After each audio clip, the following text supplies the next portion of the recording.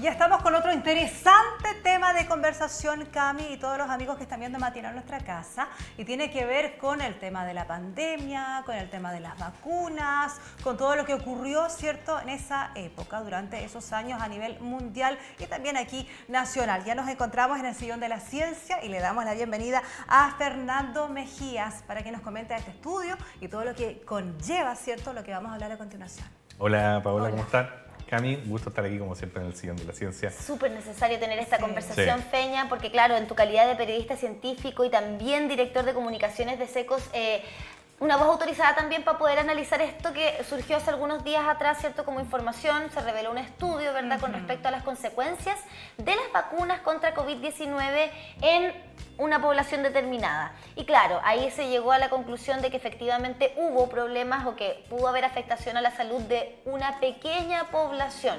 El titular, que usted puede revisar también en biobiochile.cl, así lo determina, una pequeña parte de la población. ¿Qué tan pequeña, Feña?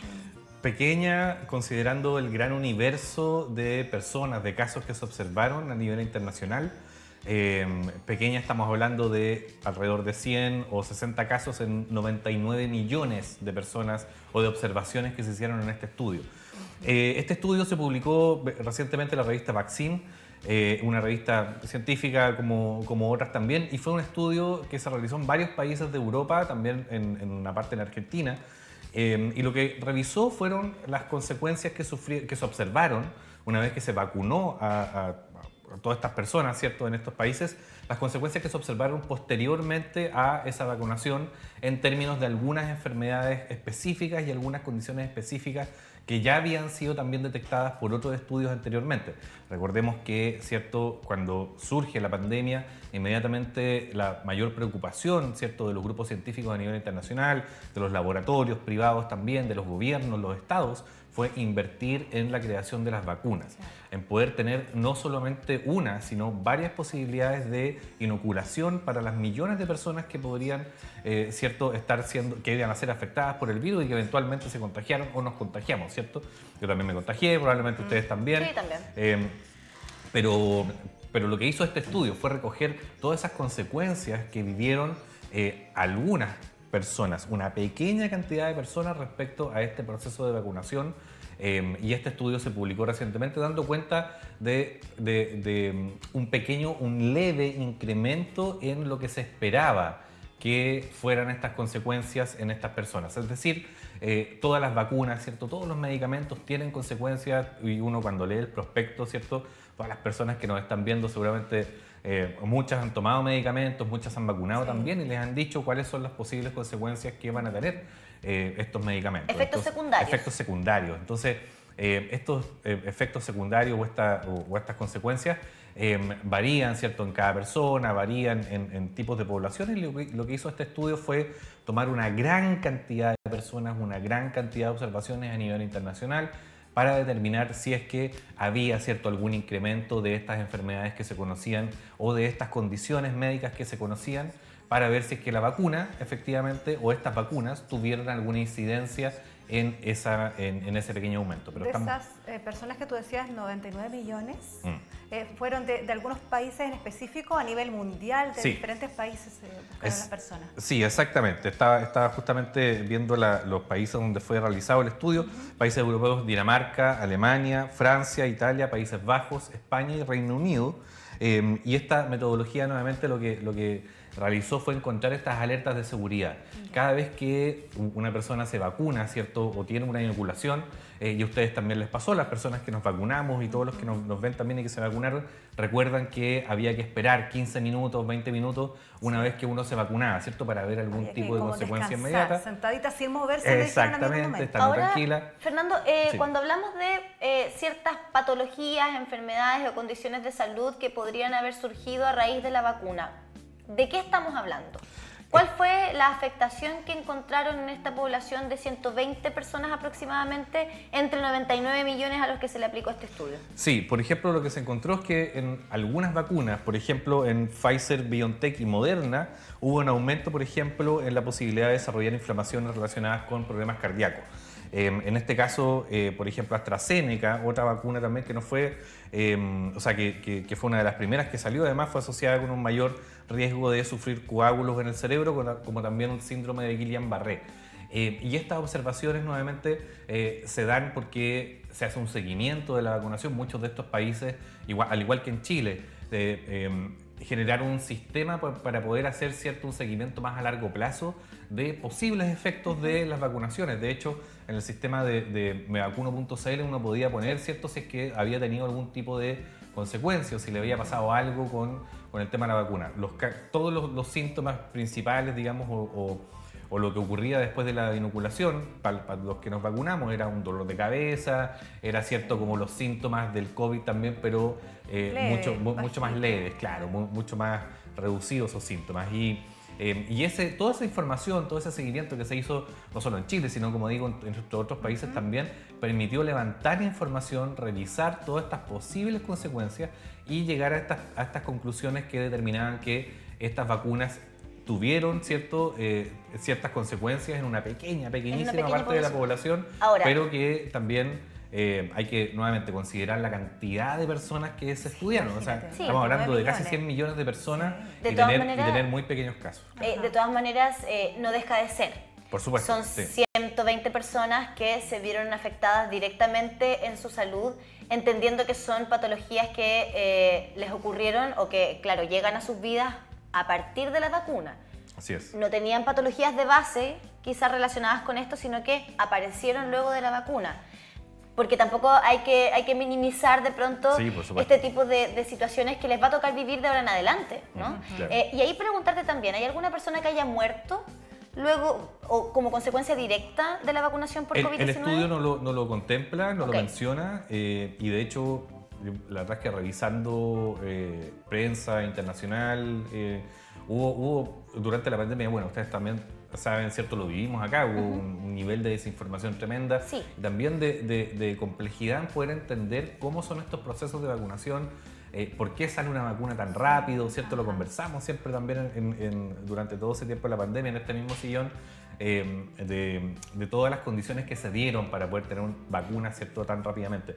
Pero ciertamente, nuevamente, como lo conversamos al principio, todos los medicamentos, todas las vacunas tienen, ¿cierto?, alguna consecuencia que se estudia, que se analiza. Y en este caso, yo recuerdo que, no sé, por ahí en 2021 se reportó un caso de una persona, no recuerdo en qué país, pero también nuevamente no estaba totalmente determinado que fuera efectivamente por la inoculación. Porque pueden haber sido otros factores también, y no tengo toda la información tampoco para ahora, Feña, de todas maneras, y para ser justos, ¿no? Claro, cuando nosotros tenemos acceso a un medicamento, podemos leer el prospecto y saber cuáles son las consecuencias o cuáles son los efectos secundarios. Claro. En el caso de las vacunas contra la COVID-19 no teníamos esa posibilidad. Porque era algo nuevo. Cuando recién aparecieron las vacunas, y de hecho era parte de la discusión, ¿cierto?, en la ciudadanía, bueno, pero díganos qué es lo que nos podría pasar. Claro. No tuvimos ese acceso entendiendo que esto fue una pandemia, o sea... Fue nuevo, la vacuna era nueva, no había estudios previos. Y eso es súper importante. Y sepa dónde va. Y en eso quiero remarcarlo muy bien porque me parece sumamente importante.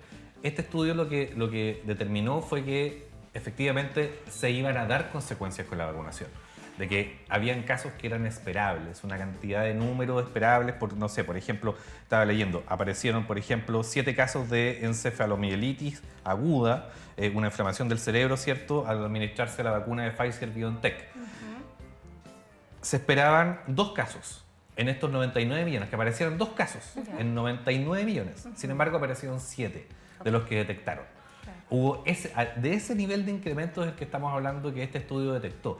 Y también cuando se realizan este tipo de estudios, y eso también lo plantea el análisis que se hizo, se cuenta, o sea, este fue el primero de esta magnitud tan grande, que analizó toda esta cantidad de datos a nivel internacional para poder llegar a estas conclusiones.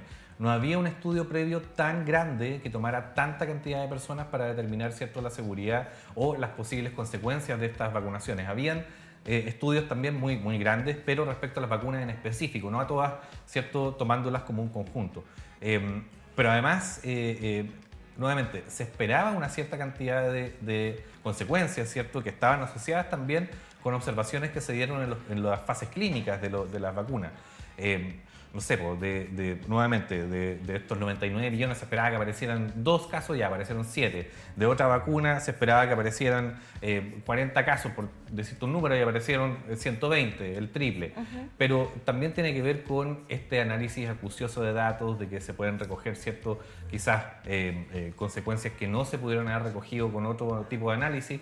Y lo importante es que esas 99 millones de personas que no tuvieron esas consecuencias o los que no tuvieron esas consecuencias se inmunizaron, tuvieron un proceso donde no se enfermaron gravemente, les salvaron la vida directamente. Las personas que se vacunaron, que nos vacunamos, que pasamos por este proceso, todavía de hecho uno se puede ir a vacunar de COVID porque la enfermedad va a persistir. Fernando, con respecto, se dice que más adelante viene una calendarización de nuevamente estas vacunas para cuidarnos y protegernos. Me imagino que con el tiempo ya ahora sí van a haber más estudios más precisos de cada tipo de vacuna. Efectivamente, pero también nuevamente tomando en consideración que estas vacunas nuevas, algunas tenían nuevas tecnologías, efectivamente, como vacunas recombinantes y estas nuevas tecnologías, pero habían otras vacunas, por ejemplo las que se usaron en Chile, que eran tecnologías que ya se conocían para hacer vacunas. Pero claro, lo que sabemos ahora y gracias a la vacunación es que podemos tener una calendarización anual y no tener que estarnos vacunando a cada rato porque ya se controló la enfermedad, porque pasamos la pandemia, porque hubo un proceso de vacunación que fue sumamente importante. Y no hay que quedarse nuevamente, y lo vuelvo a remarcar, no hay que quedarse con que las vacunas producen daño. Efectivamente, nuevamente, todos los medicamentos lo pueden hacer. Sin embargo, las consecuencias positivas de vacunarse, de de inmunizarse, ¿cierto? Para no transmitir enfermedades o no transmitir, por ejemplo, ahora va a venir la vacuna de la influenza, todas las de invierno, ¿cierto? Viene un proceso súper importante de vacunación, especialmente para los más vulnerables, los adultos mayores, mujeres embarazadas, niños también menores. Yo tengo una niña también, la tengo vacunada de todo, porque obviamente es un proceso que se conoce, es un proceso que pasa por revisiones científicas, que pasa por médicos, ¿cierto? No es algo que se le ocurre a alguien y llega al mercado, y por lo tanto hay que remarcar siempre las positivas consecuencias que tiene la vacunación para la población mundial y que el resultado lo tenemos aquí. De todas maneras, son 99 millones de personas que sobrevivieron, que sobrevivimos. Exactamente. Pasamos la pandemia gracias a la vacuna. A pesar de los que no se vacunaron, gracias, como tú bien decías, si bien la vacuna contra la COVID-19 era una vacuna nueva, la tecnología no era nueva, se venía estudiando hace mucho y los procesos de vacunación en la humanidad son cualquier cosa menos nuevo y sabemos las consecuencias beneficiosas que ha tenido para la humanidad. Así que lo responsable de todas maneras sigue siendo vacunarse y protegerse. Y lo otro, Cami, que también se sabe que siempre, cualquier tipo de medicamento, tú lo indicabas, ya sea vacuna o medicamentos, siempre tienen un 99,9% de eficacia. Exactamente. Y bueno, lo que no sabemos, eso sí, lo que desconocemos bastante hasta el momento, es lo que pueda llegar a pasar con este proyecto de Elon Musk, que busca insertar chips en el cerebro de las personas para recuperar algún tipo de, no sé, patología o habilidad motora. Cuéntanos de este proyecto Neuralink que ha generado y ha desatado también la polémica a nivel mundial. Bueno, el proyecto de Neuralink viene desde el año 2018, cuando lo anunció Elon Musk. El año 2019 comenzaron sus primeras pruebas, digamos, para poder desarrollar este proyecto. Y lo que ha venido desarrollando Elon Musk o su proyecto Neuralink es una posibilidad para personas que tienen capacidades motoras reducidas, para personas que tienen como decías tú, alguna patología o algún problema, ¿cierto? Neurológico, físico, motor, poder, ¿cierto? Controlar dispositivos, poder controlar una silla de ruedas, poder controlar aparatos domésticos, poder controlar un computador, poder controlar aparatos de la vida diaria que puedan mejorar la calidad de vida de las personas. Es un proyecto rupturista, es un proyecto que tuvo muchas críticas al principio. Ahí estamos viendo por las pruebas, ¿cierto? En animales, no sé si exactamente esas de Neuralink, pero pruebas en animales. Muchos críticos también por la cantidad de animales que se han utilizado en estas pruebas, principalmente de algunos ex trabajadores de Neuralink y otros más que han sido críticos con este proceso. Sin embargo, es un tipo de tecnología que no solamente está desarrollando Elon Musk, hay otros también que están desarrollando este tipo de chips o de pequeños implantes en el cerebro, en algunas partes del cerebro, con técnicas distintas, algunas, otras más similares, pero para poder llegar al mismo resultado, que es poder tener un control, ¿cierto?, inalámbrico o a distancia de un aparato electrónico que pueda facilitarles la vida a estas personas que tienen estos problemas de movilidad o que tienen algún problema neurológico. Hasta hace unos días atrás, él mismo anunció un gran avance, que fue el que una persona con uno de estos chips introducidos pudo mover el cursor de un mouse simplemente con pensarlo. Si es que esto se confirma, porque todavía también hay bastante opacidad en los datos y en lo que se sabe, digamos, sobre este proyecto. Todavía falta conocer bastantes detalles. Han sido bastante herméticos desde Neuralink y desde este proyecto que él ha llevado adelante para poder entregar datos específicos sobre estos resultados. Lo sabemos porque obviamente es una empresa privada, ellos están compitiendo también con otros grupos internacionales, hay un grupo internacional de científicos también que han obtenido apoyo del proyecto BRAIN y de otros países y universidades que también están desarrollando un sistema similar. Sin embargo, lo que esperamos es que, o lo que espera la comunidad internacional es que se puedan obtener más datos de cómo ha sido este proceso y si efectivamente los que él exclama o dijo de que se puede mover un cursor, porque no tenemos imágenes de eso, no tenemos ningún registro de eso, es efectivamente real. ¿Y esto sería sin efectos nocivos para la salud? Vamos a eso, vamos a las consecuencias. Yo comentaba al principio de la cantidad de animales que fallecieron y murieron en este proceso, precisamente porque es un proceso que requiere una intervención quirúrgica al cerebro. Es algo extraño. Es algo extraño, es un cuerpo, con electrónico que tiene que estar encapsulado, tiene que de alguna manera estar ahí, inserto en un lugar donde no genere una reacción inmune, por ejemplo, de parte del cuerpo, etcétera. O sea, tiene que mantener todas esas condiciones. Pero también estas consecuencias, digamos, se han estudiado y se han ido analizando no solo por parte de este proyecto Neuralink, sino por el otro que decía también que este proyecto BRAIN, estos otros científicos a nivel internacional que también han estado trabajando en este tipo de implantes y que también han hecho algunos avances. Sin embargo, estas consecuencias todavía son indeterminadas porque no tenemos alguien conocido, tampoco se conoce la identidad de la persona ya que participó de este experimento.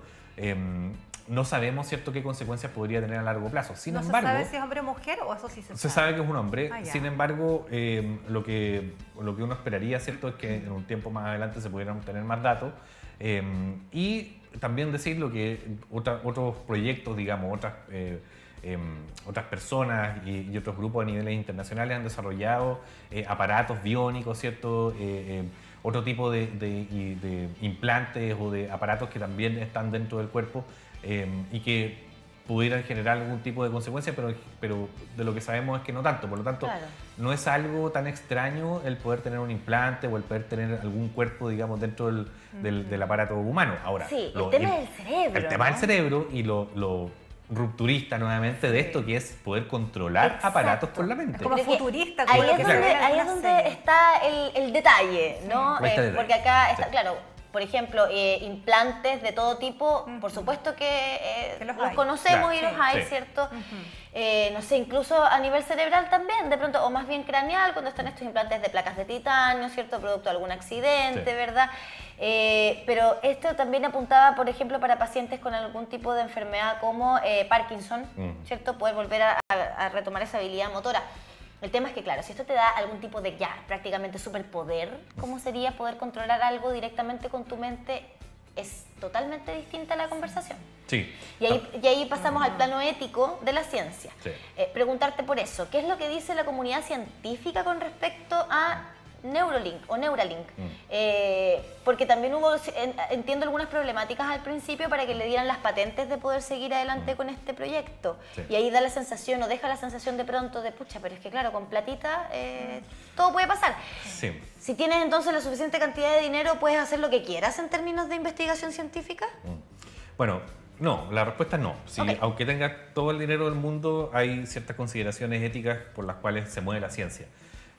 Lo hablábamos también con el tema de las vacunas. Las vacunas pasaron por todo un proceso, ¿cierto? También bioético, también para poder, ¿cierto?, considerar todas estas cosas que puedan ser consecuencias para las personas. Pero respecto a Neuralink en específico, lo que hace este aparato, para que también lo expliquemos un poco y la gente nos entienda en la casa, lo que hace es tomar las señales eléctricas del cerebro, de ciertos grupos de neuronas, ¿ya? Los identifica y los transforma en una señal eléctrica, ¿cierto? Para poder comunicarse con aparatos, para poder comunicarse con otros, con un computador o con lo que sea, con una silla de ruedas, por ejemplo. Las consideraciones éticas evidentemente van a estar. ¿Por qué? Porque las personas que tengan acceso privado y puedan pagar un tratamiento, por ejemplo, una vez que se desarrolle esta tecnología, puedan pagar este tratamiento, eventualmente, por supuesto, van a tener una ventaja o van a tener podríamos decirlo, sí, una ventaja frente a personas que no puedan acceder a este tipo de tratamiento. Sin embargo, vamos a ver cómo se va desarrollando en adelante esta tecnología, porque hay nuevamente más grupos, aparte de Neuralink, que están trabajando en tecnologías similares, y esas tecnologías similares podrían estar, por ejemplo, disponibles en algún sistema público de salud a nivel internacional. Ya todavía no lo sabemos, todavía estamos muy en pañales con esta tecnología. Sin embargo, va avanzando. Y como va avanzando, probablemente en un par de años más vamos a tener más avances todavía y eventualmente pudiera llegar a estar disponible para más personas, ¿cierto? No solamente a través de este proyecto de Neuralink. A mí me interesa mucho, me gusta mucho esta discusión de la humanidad del futuro. ¿Cómo nos imaginamos a la humanidad de aquí a 30, 40, 50, 100 años más o más? Con todas estas capacidades tecnológicas, ¿cierto? Para mejorar nuestra vida. Estas capacidades tecnológicas van a mejorar nuestra vida, van a mejorar a la humanidad solo y cuando sean públicas y estén disponibles para todos. Es una opinión personal, pero a mí me parece que las tecnologías de salud, tal como ocurrió con las vacunas, todos los laboratorios, ya si bien eran empresas privadas, dieron esta tecnología para que la pudieran comprar los estados, digamos, no las vendieron directamente, pero con otras tecnologías también puede ocurrir lo mismo. Me pasa, por ejemplo, con la edición genética. ¿Qué pasa con la capacidad que ya estamos teniendo de poder editar genes a nivel de poder hacer que tengan capacidades que no tenían antes, ¿cierto? O poder reducir enfermedades. Pero nuevamente, si todas estas tecnologías no están disponibles a nivel público, si es que la humanidad no se puede beneficiar, la humanidad completa no se puede beneficiar de estas tecnologías, vamos a seguir aumentando la brecha que ya existe respecto al acceso a salud universal, ¿cierto? Donde las personas con más capacidad económica tienen acceso a mejores médicos, tienen acceso a mejores hospitales, tienen acceso a mejores tecnologías. Si no llegamos a acuerdos, y por eso es importante que la bioética no solo se encarga de conversar sobre el aspecto específico en una persona que puede tener una consecuencia por este tipo de implantes, sino la discusión también a nivel social, ¿cierto? De una sociedad completa, de cómo hacemos que estas tecnologías nuevamente estén disponibles y podamos mejorar no solamente la calidad de vida de una persona en particular que tiene la posibilidad de pagarlo, sino de más personas también que puedan tener alguna enfermedad o que se puedan beneficiar, ¿cierto? de este tipo de tecnología. Así que yo creo que la discusión va a ir por ahí en tiempo más adelante, en congreso futuro, en otras actividades de divulgación científica también se ha discutido bastante sobre esto. ¿Cuáles son estos desafíos éticos para la humanidad y si vamos a tener la posibilidad de que todos puedan acceder a ello o no? Sí, por supuesto, Feña. ¿Y qué desafío implica o qué desafío ha significado para los que están construyendo el primer crucero híbrido eléctrico chileno que va a llegar a recorrer la zona más austral de nuestro país? Cambiamos completamente de tema y nos vamos a un tema un poco más ambiental, el Magellan Discoverer. Este barco se va a comenzar a construir ahora en Valdivia. Es un barco que la empresa que está a cargo, Antártica 21, me parece, lo voy a confirmar inmediatamente, ha comentado que este va a ser un barco único en el mundo, nuevamente por las características que tiene. Va a ser un barco de una baja capacidad de transporte de pasajeros, alrededor de 76, 75 pasajeros, va a tener laboratorios adentro, pero además va a ser híbrido eléctrico, va a tener motores eléctricos también, va a reducir la capacidad, o sea, la cantidad de CO2 que generan estos barcos, el transporte marítimo tanto de pasajeros como de pertrechos, digamos, hacia la Antártica, ha sido un gran tema durante los últimos años. En cómo, ¿cierto?, ha ido aumentando el turismo antártico con las consecuencias también que eso trae, que más personas vayan a un continente que ya es frágil por sí mismo. ¿Y cuál quiere ser la tarea de este crucero? La tarea de este crucero es precisamente reducir esos impactos, así lo han planteado desde esta empresa y también desde el astillero ACENAF en Valdivia. Es un astillero, la verdad, que de calidad mundial, es el más importante que tenemos en el sur, uno de los más importantes en el cono sur, en el continente. En el Pacífico y el Caribe. Y eso, perdona, pero a mí me sorprendió bastante que este astillero privado, ¿cierto?, con estas características tan tecnológicas y siendo el más importante del Pacífico y el Caribe, tenga su base en Valdivia. Claro, es una empresa, yo como valdiviano voy aquí a... Sí, por favor, porque a elevar a mi mira ciudad. qué ignorante una de repente, oye, de las cosas tan importantes que hay en nuestro país. Sí, Acenab es una empresa histórica de Valdivia. La verdad es que las condiciones geográficas de Valdivia la hacen espectacular para poder tener este tipo de construcciones de barcos, ¿cierto? Tenemos un río, hay barcos de gran calado que han salido de ahí también, pero porque es un río profundo. Hay veces en que se ha tenido que dragar también para que puedan pasar, pero en general están las condiciones. Por algo hay un puente ahí, el puente Caucao, para poder elevarse, para que puedan pasar este tipo de barcos grandes, ¿cierto? Desde este astillero. Si no, habrían puesto un puente normal nomás, pero por eso se puso un puente basculante como ese. Y la verdad es que Acenab ha sido una empresa emblemática de Valdivia durante, no sé, muchas décadas. Yo no tengo el dato exacto de cuánto comenzó a operar, pero llevan ahí muchísimo tiempo. Y la particularidad es que Acenab ha construido no solamente este barco, construido otros barcos también muy importantes de investigación, también de turismo.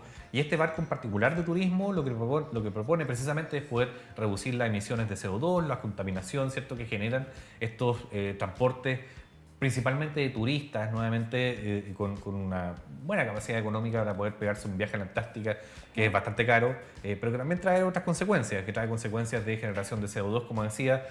Por ahí leí el dato, una persona que va a la Antártica de turista genera lo que genera en CO2 una persona en un año. O sea, lo que tú, Cami, o tú, Paula, generas en un año de dióxido de carbono, una persona que va una vez a la Antártica de turista lo genera solo esa vez. Sí. Por lo tanto, todo eso, por supuesto, que es acumulativo, además sin considerar todo lo que ocurre cuando las personas transportan cosas contaminadas, ¿cierto?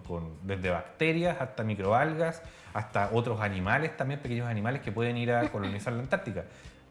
Recordando que estamos en un proceso de cambio global, de cambio climático. El aumento de la temperatura está haciendo que los hielos en la Antártica también se derritan más rápido. Sí, se han dado condiciones que no se habían dado en la Antártica antes, por lo tanto, todo eso se revisa. Perdón, pero por ejemplo, los cascos de los buques o de los barcos que van... Todo lo que llega allá tiene que tener ciertos protocolos y tiene que pasar por ciertas condiciones de bioseguridad. Precisamente porque, por ejemplo, ya en las islas Shetland del sur, ahí en la Antártica, hay algunos pastos que han ido colonizando esas islas y son pastos que llegaron, que no estaban en la Antártica originalmente, pero que se han ido proliferando ahí, que han ido creciendo. Así como eso, además, podrían llegar otras especies también a colonizar estas áreas y reduciendo o aumentando la temperatura y reduciendo la cantidad de nieve y hielo. Por lo tanto, se toman medidas muy estrictas para que las personas, los equipos, los equipamientos que lleguen también puedan, ¿cierto?, pasar por un proceso de profilaxis o de limpieza para poder eliminar cualquier tipo de peligro como ese. Pero lo importante es que hoy día tenemos un barco pionero a nivel mundial construido en Valdivia, en el sur de Chile, ¿cierto? ¿Y qué va a estar listo para cuándo? Que va a estar listo para 2026, así lo han planteado en la empresa, para comenzar sus operaciones en la temporada 2026-2027. Con este transporte de pasajeros nuevamente en estas condiciones donde este barco va a recuperar energía del frenado. Los barcos, ¿cierto?, cuando frenan no lo hacen intempestivamente con el frenado, ¿cierto?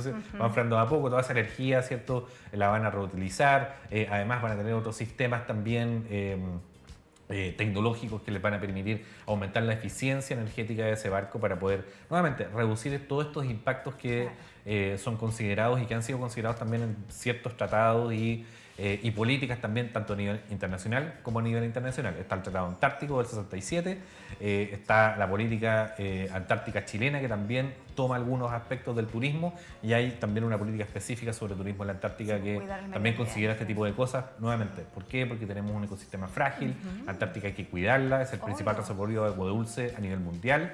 Y además hay temas ahí territoriales, geopolíticos también muy importantes que considerar. Claro, además de fauna que es propia de la zona y que está súper expuesta, ¿cierto?, a los riesgos. 50 años lleva trabajando Acenab. Gracias por el dato. Desde 1974 que está funcionando ahí en Valdivia. Gracias. Impresionante lo que uno aprende en este matinal. Y que este fin de semana es la semana valdiviana. Así es. Además, esta semana tenemos nuestra valdiviana ya este sábado. Sí. Así que las personas que nos ven en Valdivia ahí van a estar disfrutando de la noche. Nos ven desde sí, Valdivia, así sí, le varias mandamos gente nos un ven gran de allá, sí, abrazo mando saludos. y sobre todo a tus coterráneos también, Fernando. Muchísimas gracias como siempre por venir a hacer este sillón de la ciencia. Un placer como siempre, Bela. Muchas Estén muy gracias. bien. Claro, este fin de semana, la semana valdiviana, yo he ido, se pasa bonito. Sí. Se llena ahí el calle, fíjate, de público, las embarcaciones preciosas encalanadas con luces hermosas. Y van a tener reforzamiento policial también, Sí, escuchábamos también, ahí en mucha la radio un seguridad. reporte respecto de aquello, así que va a haber mucha seguridad y sobre todo ganas de pasarlo bien.